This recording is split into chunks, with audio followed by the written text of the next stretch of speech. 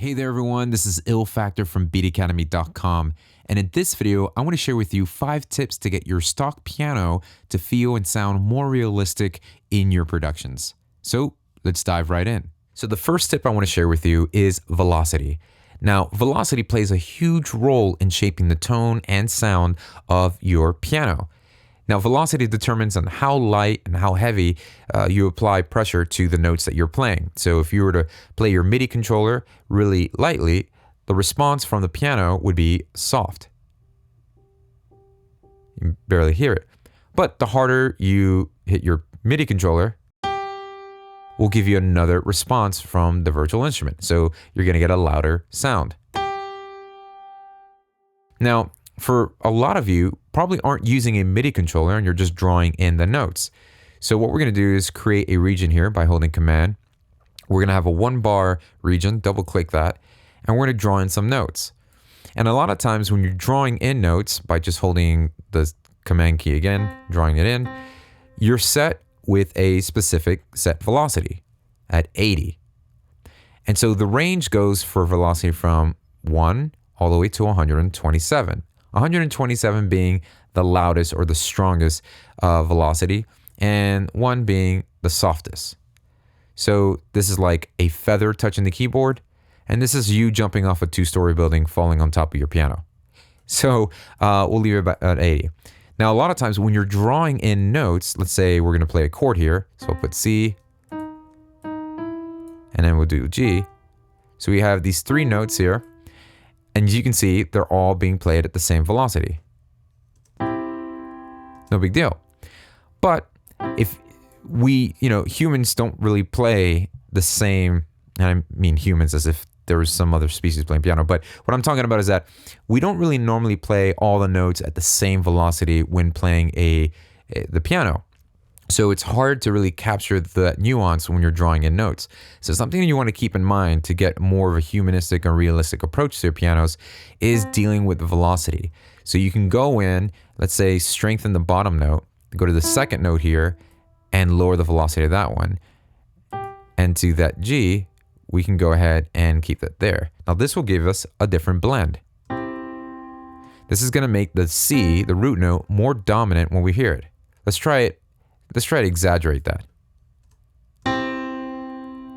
So you can see how the C is a lot louder. So what I'm going to do is I'm going to delete this region and I'm going to go ahead and hit the record button. And I'm going to play the same chord, but this is me playing it in real time.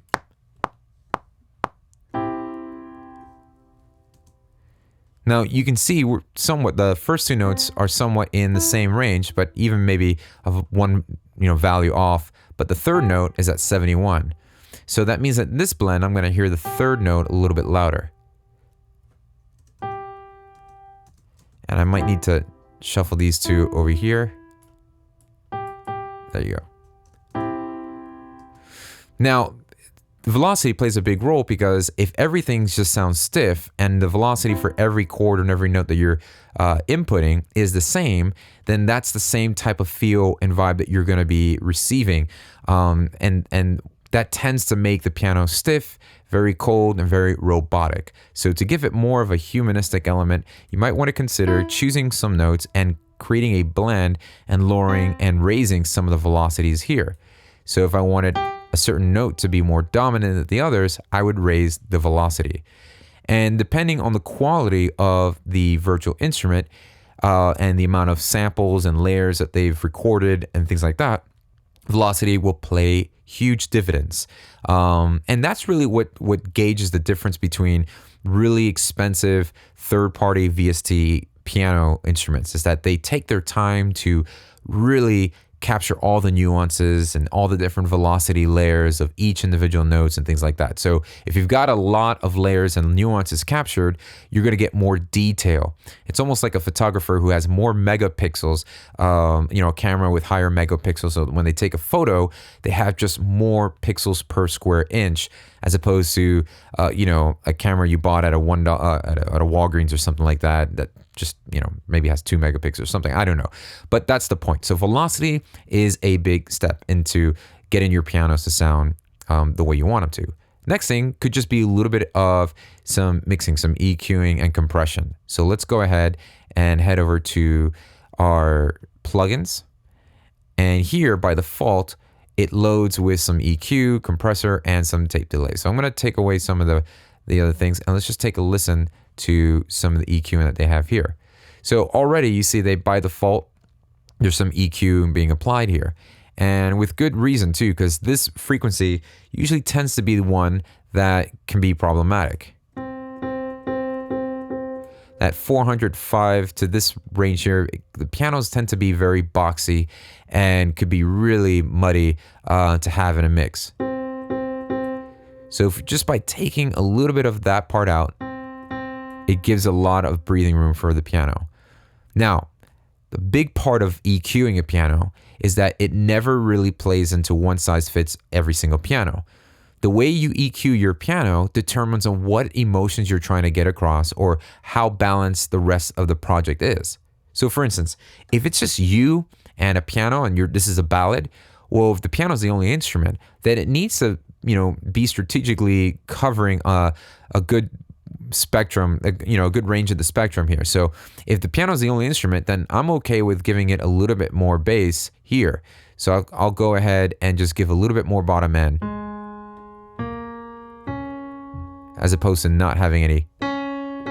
So the less bass there is in that piano, the thinner that piano becomes.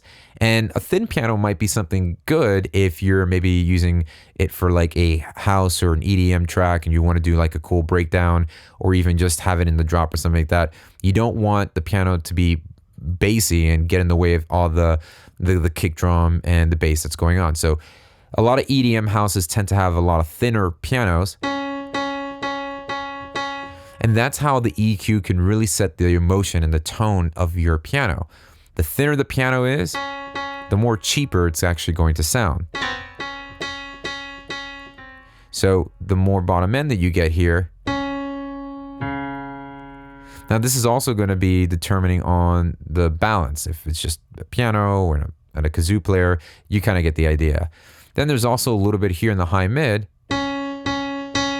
You have to be careful though here, because that's where a lot of that tinniness comes from the piano.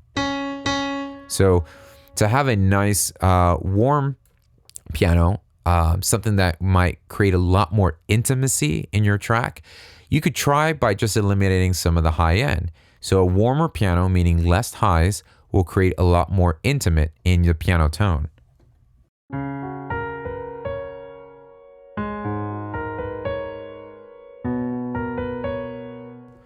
As opposed to no EQ.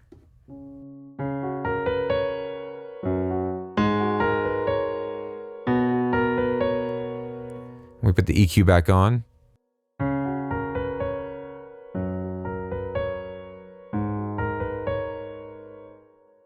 So it adds a nice layer of intimacy to that. So you can, always play by ear. And if you take a lot of the high end on, you just muffle it. Almost sounds like the piano has a blanket over it, or the lid is closed, and that's how you get that nice, cool, distant piano type of vibe.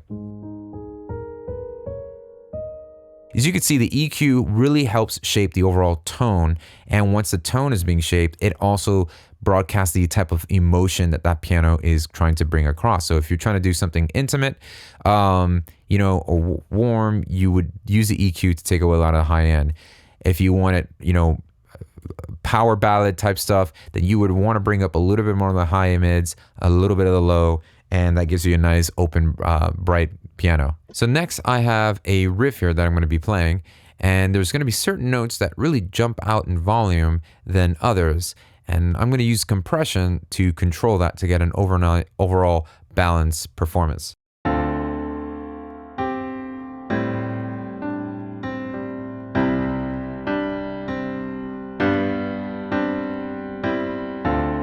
So let's go ahead and turn our compressor on.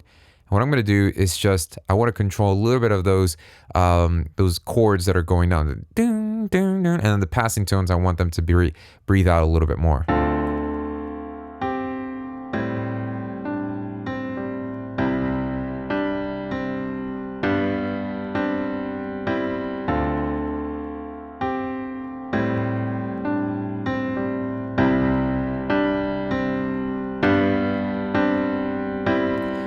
Now I'm using this, I'm making decisions with my compressor musically. And what I mean by that, and that term's used so many times, and I would almost like, what do you mean, musically with a compressor? Well, what I mean by this is I want the expression of that piano performance to not sound stiff.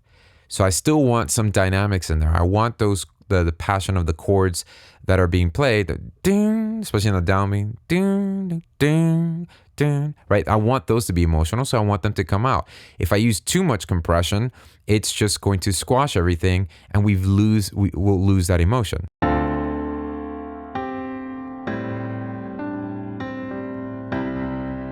So it's keeping everybody at the same, right? I've lowered the ceiling so much that all those notes are at the same height. So that's what I mean by musically making the decision as to how to use this compressor. I want to control those chords just a little bit, but I don't want to completely destroy them.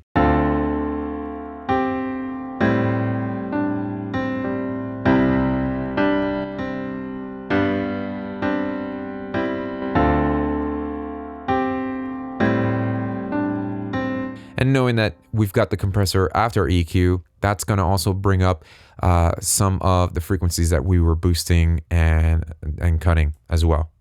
Now, another tool that could be really helpful in getting the most out of your stock piano is just a pinch of delay. So here, I'm going to go into the delay menu and we'll choose Echo in here. And I'm going to turn this on and just open this up. Now, the key is with the delay is not to have it overpowering and continuous piano delayed, because then it just sounds like a mess.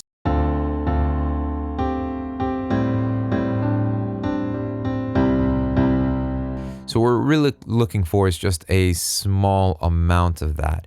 And we're going to change the timing from quarter note to, let's start with something at eighth note. This will be really a little bit faster in a delay.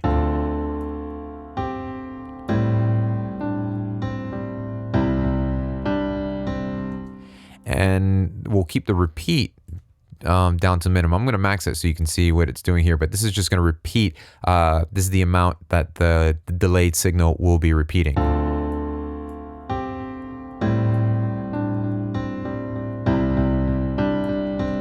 So you can see it starts to get a little bit messy here.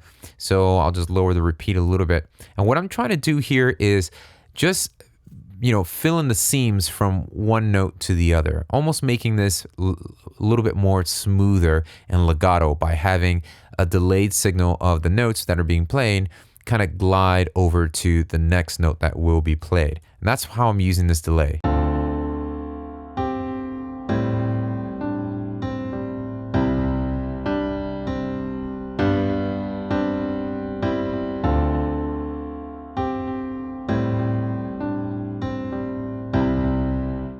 Because I don't want to add a secondary note to the first chord, the ding ding. I don't want to change the rhythm, because that's what the delay will tend to do. It'll change the rhythm to ding ding. Well, I just want ding. I want that first initial chord there. I don't want to change the rhythm of that.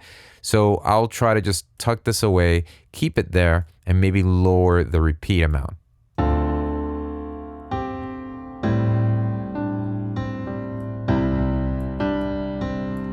So it's really just a touch, but it's a subtle difference that makes a big impact when you start to add this onto our next one, which would be reverb. And reverb really plays a huge role in creating the dimension and space for your stock piano. So let's go over here and let's look for our reverb. And sure, why not platinum verb? And we'll use this and start messing around with the settings. Let's start with the simple dry and wet. Let's keep it at 0 and then blend it all the way to 100 with the current settings until we like it.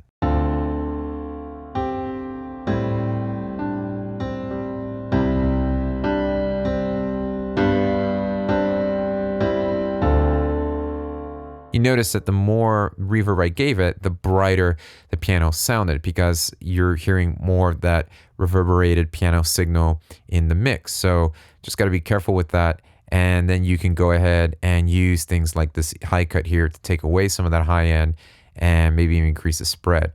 So let's bring a little bit of pre-delay so that we can hear the piano signal first and then the delayed signal a little bit after that.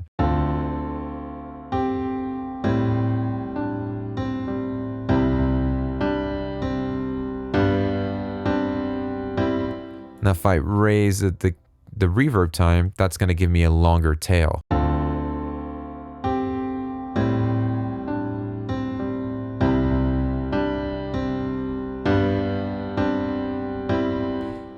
And that will fill up more space. So, maybe reverb time, increasing that would make more sense. The less instruments that there are, the more space you want the piano to cover. More like a ballad type thing.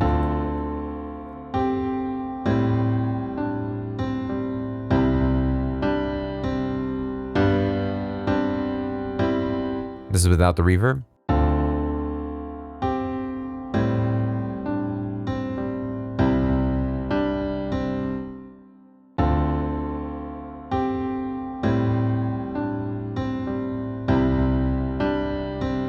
All right, so let's go ahead and turn off all of our everything that we've done and just hear the piano by itself.